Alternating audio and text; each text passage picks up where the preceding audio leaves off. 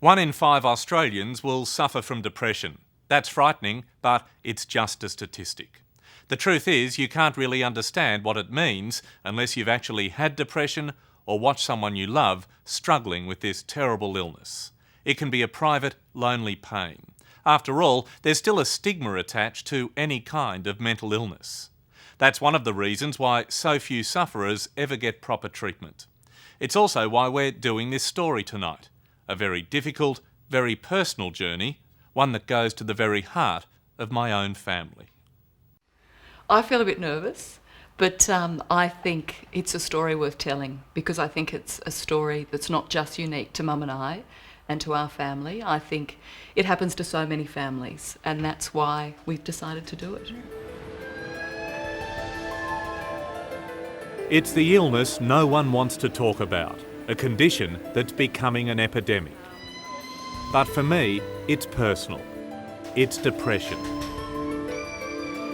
That's why my wife, Jessica Rowe, and her mother, Penny, chose to be part of this report. When did you first know that you had a mental illness? I probably didn't know till in my late 20s, but from my adolescence I knew there was something wrong with me. How bad did it get?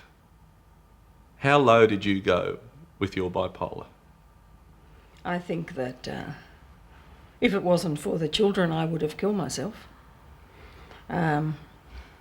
Because it was just total despair. Life, there was nothing, there was no meaning to life. The Penny Rowe I know is intelligent, articulate, vivacious, an accomplished author now working on her 6th book. But for much of her life, she has suffered from bipolar disorder. Once known as manic depression, this illness is characterised by manic highs and crippling lows. I was unable to eat, I was unable to speak, I could hardly move, I couldn't read, couldn't watch television, I couldn't even really think, and they'd say to me, "What are you thinking about?" And I'd say, "Nothing." And they'd say, "No, you must have thoughts in your head." And it would be something like, I would look and I'd say, "The table." For me to see my beautiful mother, the person that I love so much, just disintegrate in front of me was terrible. Jessica's parents separated when she was very young. The eldest of 3 girls, she was 10 when her mother was diagnosed with bipolar disorder. I have so many memories of going to visit Mum in hospital, and that was so difficult because I'd be there with my 2 sisters and we'd be arriving and I'd be thinking to myself, God, what will Mum be like today? Will she remember that we were here yesterday? Will she be so catatonic that she can't speak to us? As a daughter, it was so hard seeing Mum in that absolute state of despair when, you would be in hospital for 3 months at a time. And it was really hard. I know, and you were a little girl, and it was hard for me because, as I say, one of the things is the guilt that anyone feels. You feel guilty because you're depressed for a start and you're not getting on with life. But then to have 3 little daughters, and Jessica was sort of looking after a little sister. She had to mother her sisters.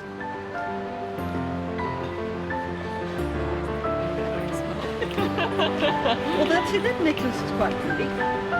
Well, the butterfly. The butterfly. Oh, no, the butterfly's silly.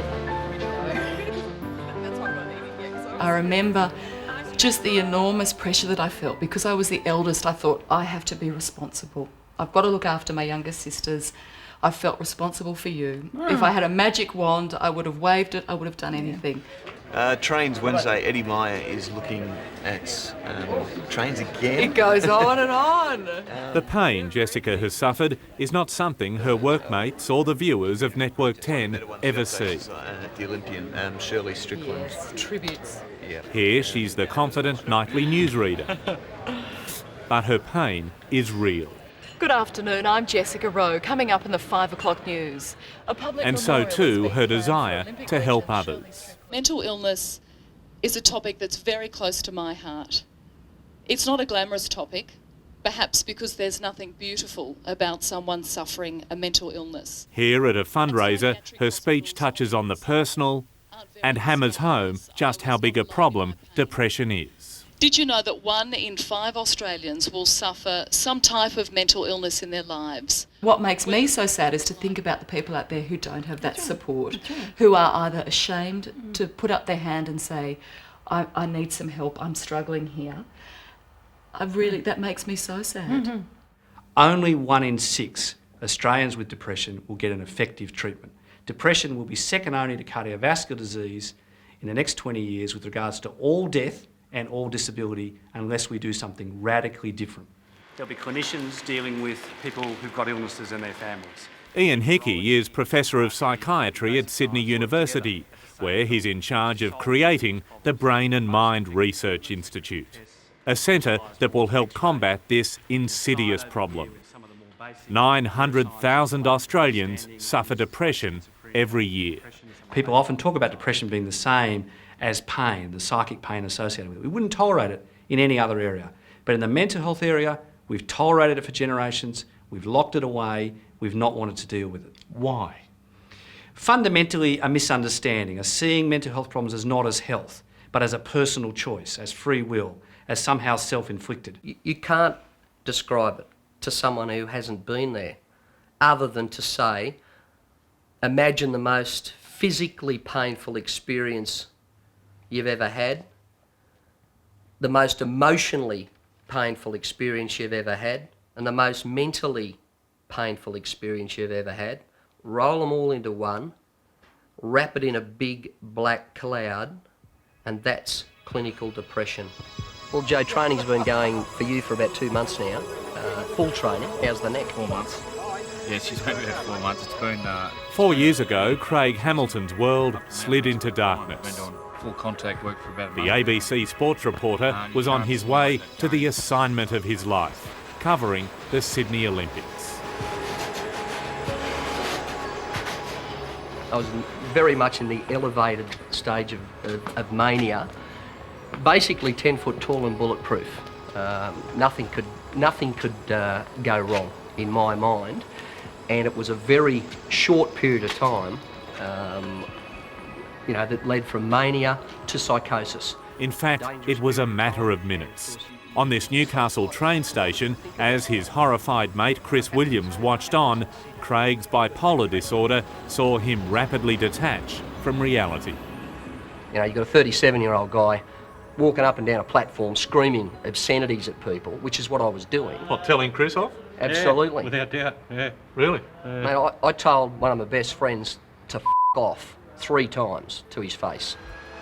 They called the police, and they safely got me from here in a very unwell situation, in a very critical situation, and they got me to where I needed to be, which was James Fletcher Psychiatric Hospital, which is where I was for the duration of the Olympic Games.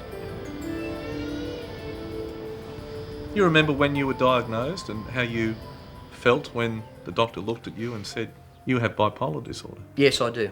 Remember it clearly. Didn't believe him. Why did you find it so hard to accept the doctor's diagnosis? It's a mental illness, mate. We don't get mentally ill. That's, I don't want that stigma hanging around my neck. I remember in mid-2000 when I was just feeling like shit. I was going to the doctors hoping that he was going to tell me I had lung cancer or a brain tumour or heart disease. I said, give me something. Give me a legitimate medical reason why I feel so bloody awful.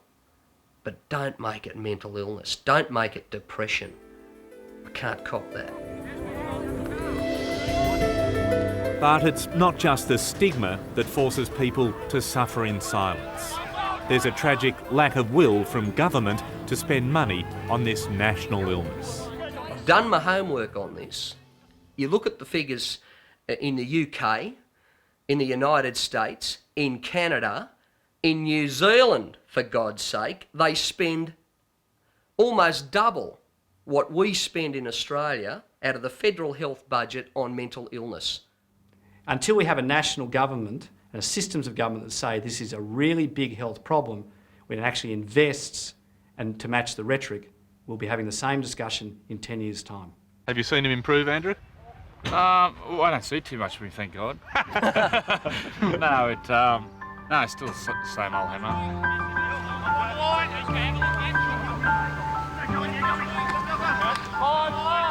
Today, Craig Hamilton is back doing what he loves, covering his hometown rugby league team, the Newcastle Knights. Medication and mates have been his cure. The drugs that combat his bipolar disorder and the friends who help him cope. I think everyone has been touched by something like this, so definitely there's got to be more awareness of it in the community, and as I said, I think it's really brave of him. So life now compared to only a few years ago? Mate, no comparison. I had a toenail on this planet in 2000. So life today, never better. You need kind, hard-working doctors. You need as much support from your family and friends as you can get. I think that is absolutely crucial and critical. For Penny Rowe, treatment has involved electroconvulsive therapy and medication. The mother her family nearly lost is now happy and well. About 31, I was finally diagnosed, and it was such a relief to be able to put a name that there was something wrong with me. Because otherwise, you think I'm going mad because I don't know what's wrong with me and I'm not meant to be like this. There was no explanation, but then there was an explanation and it was great. And you remember you used to come in and say, "Hi Mum, how was your day? Staring at the wall?" That was sad though. No, but you would just, because you'd just been literally doing that all day. But we would try to make light of it because sometimes you have to. You know, you have to. But Mum would actually be quite funny. And now I'm a part of it. I say to my daughters, hang on to the good times. You know, when they're wonderful, just hang on to it and keep that memory tucked away in there. If the bad times come, So you can draw on it. Draw on the memory and say, I know there can be really great times. But then what about when we say, I think we've done enough character building? Yes, Aren't we strong enough already? come on, Mum. Yeah.